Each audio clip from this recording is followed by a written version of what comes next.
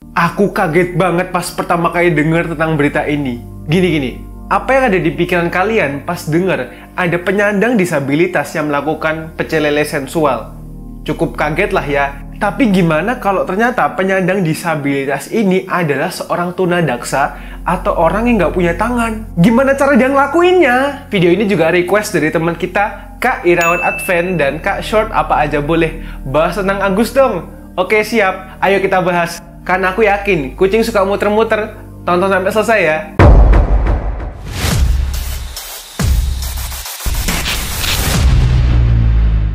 Aku pengen cerita ke kalian dulu tentang latar belakang Agus ini. Jadi dia adalah seorang mahasiswa berumur 12 tahun, 22 tahun di Mataram, Nusa Tenggara Barat. Kalau kalian tahu tentang MotoGP dan sirkuit Mandalika, ya itu tuh di NTB. Agus adalah seorang tunadaksa sejak lahir, yang artinya Agus itu dari lahir berarti nggak punya tangan. Tapi dia ini tumbuh beradaptasi dengan kondisinya itu. Dia menggunakan kakinya untuk aktivitas sehari-hari. Seperti yang kalian lihat, Agus ini bisa naik motor roda 3, bisa buka snack. Bahkan dia ini berbakat tuh, karena dia bisa main alat musik. Agus ini mahasiswa, dia kuliah yang berarti pendidikannya tinggi. Karena menurut Ditjen Dukcapil, penduduk Indonesia yang kuliah itu cuma nyampe 6,68%. Nah, awal mula berita ini mulai mencuat adalah ketika teman salah satu korban itu mulai melaporkan kecurigaannya terhadap Agus kepada polisi. Dan berita ini mulai memanas ketika orang-orang mulai berani speak up dan melaporkan bersama-sama kepada polisi bahwa Agus telah melakukan pecel lele sensual. Hah? Kok bisa? Korbannya itu bahkan ada 15, 17, bahkan laporannya sekarang udah 19, dan mungkin ini masih akan nambah lagi karena satu persatu itu mulai berani speak up, mulai berani melaporkannya kepada polisi. Dan dari belasan korban itu, 3 di antara itu anak kecil, guys. Ini yang bikin berita ini meledak dan memunculkan pro dan kontra se-Indonesia. Awalnya orang-orang pada nggak percaya sama berita ini, termasuk aku sendiri. Orang-orang beropini bahwa polisi Indonesia mungkin nggak becus. Masa saking nggak ada kerjaannya, orang yang nggak punya tangan dituduh melakukan pecel lele sensual, tapi setelah penyelidikan lanjut dari polisi, ternyata berita ini benar adanya. Pelaku kejahatan tersebut bernama Iwayan Agus Wartama atau disingkat Iwas, dan sekarang karena tindakan kejahatannya itu, dia dikenal sebagai julukan Agus Buntung. Aku baru aja baca dan nonton banyak berita tentang Agus ini. Dan aku juga udah selesai nonton podcast Deddy Corbuzier. Dan menurutku ini cukup detail dan aku bakal ringkas buat kalian. Jadi awalnya si korban ini baru duduk sendirian di teras dekat Jalan Udayana. Itu sekitar jam 12 malam. Tiba-tiba ada cowok yang menghampiri dia dan memperkenalkan dirinya sebagai Agus. Terus pas dia mendekat ke si korban, Agus bilang, "Kamu jangan takut, saya ini orang baik." Aku pengen kalian dengerin suara rekaman Agus pas dia lagi ngebujuk. Perhatiin bagaimana dia mengolah kata sampai korban ini bisa menuruti permintaannya si Agus. Kalian dengerin ini baik-baik. "Kakak cantik, jangan mau merusak diri. Saya percaya kakak bisa kan? Punya ilmu kan? Kakak nggak perlu insecure. Buktiin bahwa kakak itu bisa. 6 tahun saya nyari kamu, tanpa saya sadarin kemana saya nyari orang yang bisa mengerti. Tidak saya tahu di mana, entah hati saya kenapa jatuh di sini deh. Saya tidak senang lemah, lap air mata itu, luntur pupurannya, nanti kayak apa mau ke kampus. Kakak bersihin diri, sampai kakak mau sholat pasti tidak bisa sholat karena ada ganjalan. Kakak kan perjuangan kakak tuh, ya Allah, hanya hidup sendiri dan berjuang sendiri. Benar nggak? Nekat gara-gara hal sepele. Kakak mau nekat lagi? Bisa nggak aku minta jangan nekat? Cobalah. Karena kakak, sumpah, nyawa saya kasih kakak. Biar kakak tahu bahwa kakak itu berarti bagi dunia ini. Kakak akan jadi orang yang tertinggi besok. Saya bukan mengarang, buktiin kalau saya bohong. Kapanpun kamu ketemu saya, kamu bisa bunuh saya. Tapi kumohon kakak, setengah percaya, sedikit percaya. Itu pikiranmu sekarang. Karena kamu baru kenal saya. Saya bisa baca langsung kok. Bingung kenapa saya ngomong gini. Kamu kira saya sama modus sama kayak cowok-cowok yang lain? Benar kan? Modus iya, ikut gini-gini. Buktinya dia ngerusak kamu. begitu. Saya langsung ke the point, biar kamu tidak bilang saya nggak bisa. Daka itu nanti masih sasak bahasa Indonesia ya. Walaupun kita berdua di kamar, saya tidak bisa apa-apa. Saya masih dimandiin sama mama. Saya bukan sama kayak cocok yang lain. Biar jelas. Karena cocok itu hanya manfaatin kah? Dari mana saya tahu? Itu pikiran. Kamu mau berubah atau tidak? Kalau kamu tidak mau berubah, saya pergi. Tapi kalau kamu berubah, saya akan tetap di sini dengan mengasih tahu bagaimana cara kesuksesan kamu. Si korban mencoba untuk mendengarkan Agus tanpa banyak bicara, dan Agus mulai mamerin kalau dia itu lagi viral karena bisa memainkan alat musik dengan jago menggunakan kakinya. Sambil berbicara, Agus ini curhat ke korban. Aku ini pantas hidup gak sih dengan kondisiku yang kayak gini? Padahal aku ini cowok baik, aku nggak mabok, nggak ngerokok, gak ganteng, gak kaya, gak pinter, gak guna, gak jelas, gak ada yang bisa dibanggain. Nah, Agus mulai menceritakan kisah sedihnya untuk memancing empati dari si korban. Sesekali si Agus ini berterima kasih ke korban karena udah menyelamatkan hidupnya. Si korban nggak ngerti maksudnya apa. Setelah beberapa waktu, Agus ini ingin membelikan korban es sebagai bentuk terima kasih. Awalnya si korban ini nolak, tapi karena Agus maksa dengan kata-kata, kalau kamu menolak berarti kamu nggak menghargai saya gitu. Nah, akhirnya si korban terpaksa mau dong, dia nggak bisa apa-apa.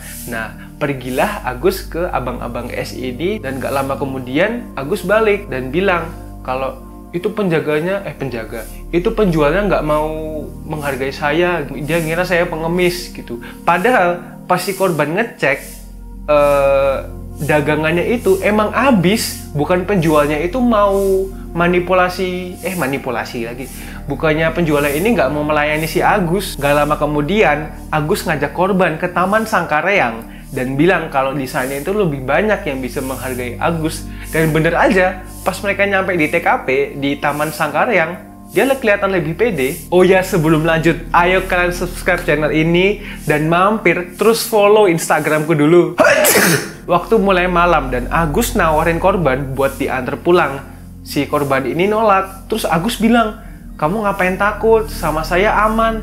Saya aja nggak punya tangan, Mbak. Saya gimana mau ngapa-ngapain, Mbak? Setelah mereka muter-muter, akhirnya mereka sampai di sebuah homestay namanya Nang's Homestay di Mataram. Dia mau istirahat karena alasan kakinya sakit. Kamar homestay itu ada 10 dan Agus selalu pesan kamar nomor 6. Pemilik homestaynya nggak yakin kenapa Agus selalu pesan kamar nomor 6. Yang pasti, kamar nomor 6 itu ada di pojok. Nah, pas mereka nyampe di ruang registrasi, si korban ini dimintai uang 50.000 sama si Agus dengan harapan si korban kalau korban ngasih ke Agus, ya dia bisa cepat pulang. Nah, pas mereka masuk ke kamar homestay, Agus ini minta korban untuk mengunci kamarnya. Si korban jelas nolak, ngapain mas? Gitu, ngapain saya suruh kunci gitu. Tapi Agus bilang, kalau misalnya ada cewek sama cowok di kamar barengan, itu mereka bisa dinikahkan kalau ketahuan. Karena ini mungkin budaya sana ya, aku juga baru pertama kali dengar. Katanya kalau di atas jam 10 ada cowok sama cewek di kamar barengan, ya mereka dinikahkan. Aku juga baru dengar itu. Mendengar itu, korban makin gak nyaman. Ya korban kan juga gak mau dinikahkan sama Agus. Jadi dia terpaksa nurut. Nyampe sana dia tuh mulai gak nyaman sama si Agus. Dan si Agus ini minta dia untuk rebahan di kasur. Pas itu, HP korban dalam kondisi mati. Si korban ini mencoba untuk menyalakan HP ini diam-diam. Tapi ketahuan sama si Agus dan si cewek ini langsung ngumpet di kamar mandi dan dia ngunci. Di situ, dia langsung buka HP-nya dan nelfon temennya. Tolong dong, aku ini kekunci di kos di Nang's Homestay. Dan ini ada orang yang pengen ngebahayain aku, tolong aku. Gitu kan. Si korban bilang kalau sikapnya Agus ini berubah drastis. Yang awalnya ngomongnya lembut, baik, tiba-tiba kasar dan ngomong sumpah serapah. Dia bahkan mulai mendorong pintunya itu dengan kuat, dengan badannya. Dan si Agus ini nyoba maksa masuk. Meskipun nggak punya tangan, si Agus ini tenaganya kuat banget. Si korban menahan pintu ini dengan sekuat mungkin, bahkan pintunya ini hampir jebol. Gila, kuat banget Agus ini. Nah, nggak lama kemudian temannya nyampe di kosnya. Aduh. Tapi nggak selesai di sini. Agus malah teriak ke korban, "Hei, ntar kamu sini-sini dulu." Gitu. Dan meminta korban itu uang sebesar 400.000. Agus itu bilang kalau dia itu ngutang sama si Agus, padahal dia nggak ngutang sama sekali gitu. Nah, terus dari tawaran 400.000 itu mulai turun ke 300.000, 200.000, sampai 100.000. Nah, karena warga-warga sekitar ini kan pada bergerombol gitu kan, mendengar kerusuhan ini, si warga-warga ini nyuruh korban untuk udah kamu pergi aja, gak usah hiraukan si Argus ini. Ini juga ada kesaksian korban lain dari Argus. Kalian perhatiin ini baik-baik ya. Unin juga aku, Mbak, bisa nggak saya minta tolong, saya pengen kencing Unin coba. Padahal Leno tuh aku irami dengan taman kempi aku lain ini tulang, padahal itu mama kena kempi dek itu mama lain no kempi aku lain sana. Nah kebetulan di taman dia dekat kaca tak batur kan. Nah akhir jarin aku dik semel jak kena dik kan, dik semel jak kena dik jarin oh aku kan ani juga nah lu bahasa Indonesia waktu nukadul ingat keni ara bukti nah ingat keni yang kenu disuruh aku telepon mak disuruh aku telepon mak coba cek kan mak antien dek sekomplotan non kancana kan sensuruh aku telepon mak mani Unin aku sih teleponan mak pokok ingat ke pokok yang kenu indah cet kalau gue lupa aku. Jadi intinya Agus ini minta tolong sama cewek ini untuk buka celananya dan bantuin Agus ini pipis. Padahal di situ lagi banyak cowok-cowok dan gak tahu kenapa si Agus ini malah minta tolong sama cewek, kan jorok banget. Ada korban lain yang berinisial YL yang menjadi korban pecel lele Argus. Jadi Agus ini datang ke rumah dia dan bilang ke mbaknya langsung bahwa mohon maaf nih, Mbak, maaf saya nafsu ngeliat mbaknya. Kita lihat videonya bareng-bareng ya. Kok saya di sini saya ngomong kayak gitu, dia membahasanya, iya tadi saya ngikutin mbaknya, mohon maaf sebelumnya. Agus berdiri pas di depan pintu. Saya tanya, ada yang bisa saya bantu lagi mas? Mbak, sebenarnya saya dari tadi udah nafsu ngelihat mbaknya. Di situ saya betul-betul emosi karena saya mikirnya ini orang nganggap saya perempuan apa seperti itu. Enggak, kamu nggak usah macam-macam. Saya bilang di situ saya ada perlawanan sama si Agus. Berusaha lagi meyakinkan saya, ayo mbak bantu saya. Kalau mbak mau bantu saya bakal kasih mbaknya emas. Saya tidak terasa dengan iming-imingnya dia. Dia berusaha mendorong pintu saya. Saya kebetulan pegang pintu dan tembok. Dia berusaha mendorong seperti itu, menggunakan badannya dan di situ tenaganya memang cukup kuat untuk saya sebagai seorang wanita gitu. Dia kan laki-laki saya bilang. Terus saya di situ hampir terpental. Terus dia berusaha aja kayak gitu. Kamu nggak usah macam-macam. Kalau kamu macam-macam saya teriak saya gelindingin kamu seperti itu. Dan puji Tuhan, syukurnya Tuhan masih melindungi saya bisa menutup pintu, tapi saya kunci pintu itu. Dan guys, ada informasi tambahan dari kasus ini.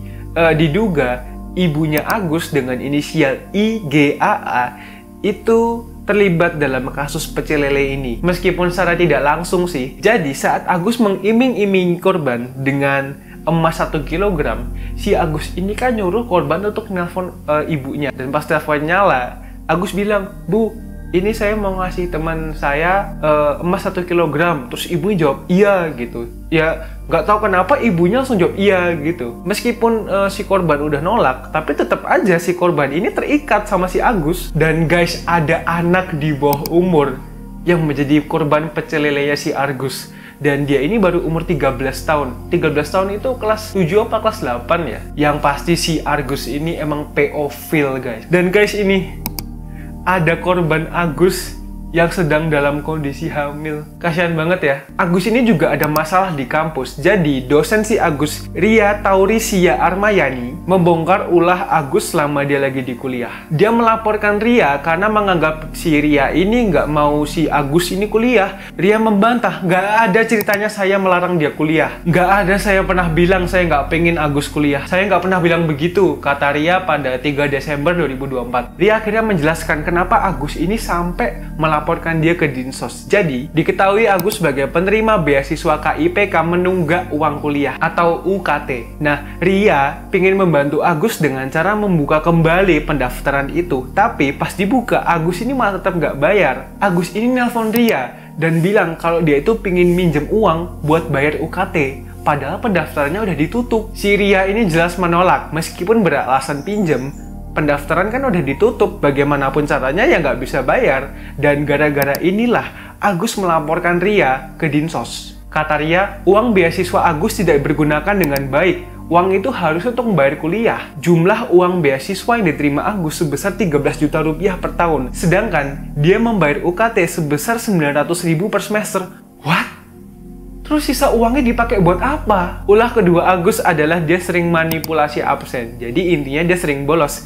Ria pas menjelaskan ini bilang dia itu memang udah bermasalah banget di kampus. Jadi pas saya denger kalau Agus terkena kasus pecel lele sensual ini, saya udah nggak kaget lagi. Agus telah resmi menjadi tersangka atas pelaku pecel lele sensual karena polisi mendapatkan laporan dari salah satu mahasiswi yang mengaku menjadi korbannya. Laporan tersebut memicu penyelidikan lebih lanjut, dan berdasarkan temuan sementara, Agus ini ditetapkan menjadi tersangka atas kasus ini. Setelah kasus ini mencuat, mulai muncul nih korban-korban lain yang mengaku bahwa dia itu menjadi korban Agus yang lain. Ini memperkuat fakta bahwa Agus telah melakukan tindakan kriminal yang sangat tinggi, dan ini bukan mengada-ngada. Korban ada yang bersaksi melalui sosmed, melalui kolom komentar, dan saat mereka mulai berani bersaksi, mereka tuh ada yang dihujat. Kasian banget loh. Jadi ini sebenarnya berat banget buat mereka, karena mereka sendiri itu malu untuk melaporkan kasus ini. Berusaha speak up, saya komen sana komen sini, sampai saya dihujat di TikTok, di akun Hotman Paris, di IG semua saya komen. Mohon buat netizen semua stop untuk menjudge korban di sini. Korban itu sudah betul-betul kasihan, sakit hatinya kayak gitu. Dia juga nggak bakal terima, dia juga nggak pernah mau, namanya hari sial tuh nggak pernah ada di kalender seperti itu. Tolong berhenti, berusahalah buat kayak kita sebagai perempuan bagaimana. Coba deh kalian bayangin, kalau misalnya sebelum kasus ini mencuat, yang pertama di pikiran kalian kalau mendengar perempuan ada yang dipecelelekan sama orang nggak punya tangan tuh gimana? Ya pasti aneh kan guys? Orang-orang pasti mikir, wah parah nih perempuannya pengen menjerumuskan orang difabel. Padahal si pelaku emang beneran melakukan itu pada mereka dengan kelicikannya dia. Dan menurut Ade Latifa, ini yang membuat korban ini merasa terkunci dan nggak bisa melakukan apa-apa. Bahkan ada orang yang sudah menjadi korban Agus selama 2 tahun, dan dia selama 2 tahun itu menjalani hidupnya dengan trauma. Kasian banget. Tindakan lanjut dari kepolisian adalah memastikan hak-hak Agus sebagai penyandang disabilitas di sel itu tetap terpenuhi. Jadi intinya dia itu tetap mendapatkan keadilan meskipun lagi di dalam sel. Misalnya nih guys, dia kan harus dikasih toilet duduk. Gak mungkin toilet jongkok, dia pasti kejengkal. Kan ada tuh toilet duduk yang ada pembersihnya dari bawah. Jadi itu jelas mempermudah Agus. Coba kalian bayangin kalau si Agus ini dikasih toilet jongkok, masa dia bersihinnya kayak gini? Bercanda ya Gus, bercanda. Tapi aku mikir, Agus ini kalau di sel diapa-apain ngeri juga ya.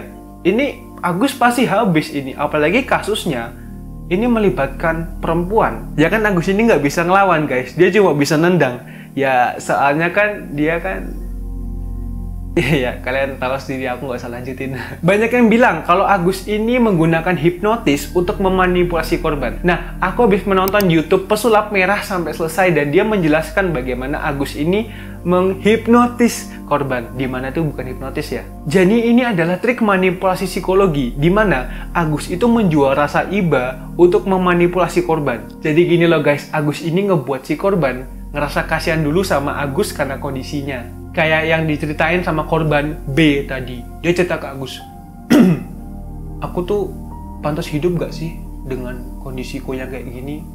Aku tuh disia-siain terus. Terus si korban jawab, kamu jangan bundir ya, kamu masih banyak alasan untuk hidup kok. Dilanjutkan perbicaraan mereka tentang masalah dan kehidupan korban. Nah, di sini mulai terbentuk kepercayaan pada korban terhadap si Agus. Agus ini bilang, aku tahu mbaknya mungkin gak sepenuhnya percaya sama aku, tapi tenang aja mbak, aku gimana mau ngapa-ngapain mbak, aku aja gak punya tangan kanan kiri. Saat si korban mulai terpengaruh dan sehati dengan si Agus menjanjikan kebahagiaan pada korban dan bilang kalau misalnya si korban menuruti si Agus, kebahagiaannya akan segera didapatkan. Dan katanya kalau nggak salah dia itu ada hubungannya dengan diajak mandi suci ya. Coba kalian jelasin di kolom komentar ya, mandi suci itu definisinya apa sih? Nah, pas sampai di kos, kalau si korban ini menolak dan akhirnya nggak nurut sama si Agus bakal menggunakan curhatannya, rahasianya si korban sebagai senjata. Agus mengancam korban akan membocorkan rahasia itu pada orang tua mereka. Nah, di posisi ini kan korban skakmat dan dia terkunci. Di kondisi ini dia nggak bisa apa-apa. Dalam situasi ini mereka pilihannya cuma nurut sama si Agus. Jadi intinya ini bukan tentang hipnotis, tapi teknik ancaman adik-adik. Dan aku yakin love language-nya Agus ini words of affirmation ya guys. Soalnya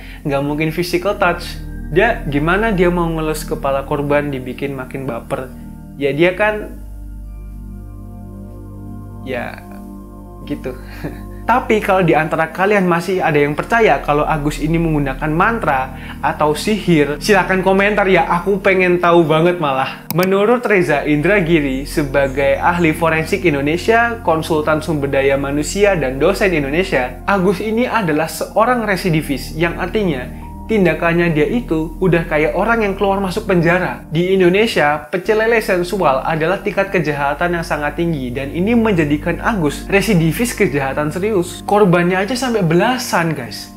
Yang ini berarti Agus ini udah sering banget melakukan itu dan dia nggak pernah kapok kan. Nah, dari sini diharapkan Agus mendapatkan pengawasan ketat dari kepolisian agar tindakan kriminal yang tinggi ini tidak terulang kembali. Aku udah nonton podcast Om Deddy sampai selesai tentang kesaksian korban kelima dari Agus. Sebelumnya guys, aku tuh nggak pernah mendalami psikologi banget ya. Tapi ada momen dari podcast Om Deddy di mana Om Deddy ini menanyakan ke korban, pas kamu dibujuk, kamu itu sadar nggak? Si korban ini ngejawab enggak. Ke kamar itu kan terus dia bilang, kok kamu bisa ikutan masuk ke kamar? Kamu nyadar nggak kalau ikutan masuk ke kamar itu salah? enggak. Nah, dari sini Om Deddy ini mempertanyakan kesadaran mahasiswa sebagai SDM yang tinggi di tengah situasi seperti ini. Tapi ini anak-anak mahasiswi yang terpelajar loh. Tetapi dalam kondisi, kalau kita lihat background mereka memang dalam kondisi, dalam konteks psikologis mereka bermasalah. Aku tuh awalnya juga punya pertanyaan yang sama kayak Om Deddy. Kok bisa orang terpelajar terjerumus hal-hal kayak gini? Tapi pernyataan dari Pak Joko Jumadi itu bilang kalau Agus ini menargetkan orang yang sedang duduk sendiri, di mana Agus itu berasumsi bahwa korban itu sedang mengalami keresahan hati dan kondisi mental yang nggak stabil. Nah, orang yang kondisi hatinya lagi nggak stabil biasanya itu pikirannya kosong guys. Dan mereka itu bisa aja ngambil keputusan yang kurang tepat sampai bisa membahayakan dirinya sendiri. Tapi guys, Agus ini bisa bikin cewek-cewek luluh sama dia dalam waktu yang sangat singkat. Emang kemampuan komunikasi dia itu di atas rata-rata. Aku mah baru ngomong sama cewek 10 detik aja, ceweknya udah kabur guys. Ada wawancara dari pendamping korban, Ade Latifa. Dia itu menjelaskan kesaksian dari korban itu 2-3 menit guys. Dan kalian tahu nggak Agus ini ngeresponnya gimana? Ya, dia nggak kedengaran di sini Pak, apa yang diomong sama yang perempuan Pak. Ngeles terus Gus. Ada saksi dari teman Agus yang bilang kalau Agus ini emang pinter banget mengolah kata. Bisa dilihat dari banyaknya korban si Agus. Tapi ada yang bilang kalau Agus ini nakal di kampus. Bahkan teman sesama disabilitasnya bilang kalau Agus ini emang kadang nggak bener orangnya. Ada video Agus lagi minum dan ada tulisan mabok di captionnya.